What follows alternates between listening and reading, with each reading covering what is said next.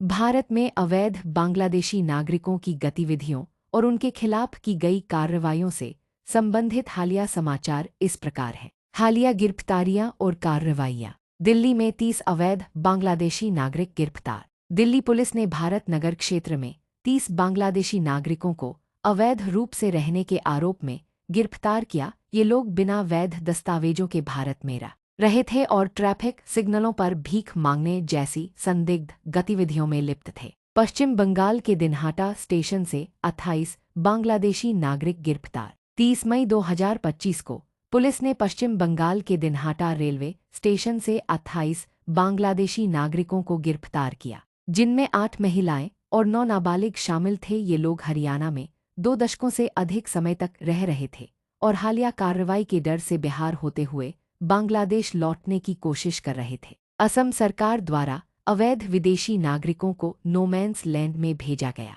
असम की भाजपा सरकार ने विदेशी न्यायाधिकरणों द्वारा अवैध घोषित किए गए व्यक्तियों को भारत बांग्लादेश सीमा के नोमैन्स लैंड में भेजने की प्रक्रिया तेज कर दी है। 27 और 29 मई को पश्चिमी और दक्षिणी असम से लगभग 49 व्यक्तियों को इस तरह से भेजा गया, जिससे उनके परिवारों ने सुप्रीम कोर्ट और गुवाहाटी हाई कोर्ट में याचिकाएं दायर की हैं। दिल्ली में 12 वर्षों से अवैध रूप से रह रहे बांग्लादेशी परिवार को हिरासत में लिया गया। दिल्ली पुलिस ने एक 4 सदस्यीय बांग्लादेशी परिवार को गिरफ्तार किया, जो पिछले 12 वर्षों से भारत में अवैध रूप से रह रहा था। उनके पास वैध भारतीय दस्तावेज नहीं थे और वे फर्जी पहचान पत्रों के सहारे रह रहे थे। देहरादून में 5 बांग्लादेशी नागरिक गिरफ्तार। देहरादून के क्लेमेंट टाउन क्षेत्र में 5 बांग्लादेशी नागरिकों को अवैध रूप से रहने के आरोप में गिरफ्तार किया गया। जांच में पाया गया कि वे बांग्लादेश में अल्पसंख्यकों पर हो रहे उत्पीड़न के डर से भारत आए थे और 2 एजेंटों की मदद से यहां पहुंचे थे। कानूनी और सामाजिक प्रभाव। मानवाधिकार और कानूनी चुनौतियां।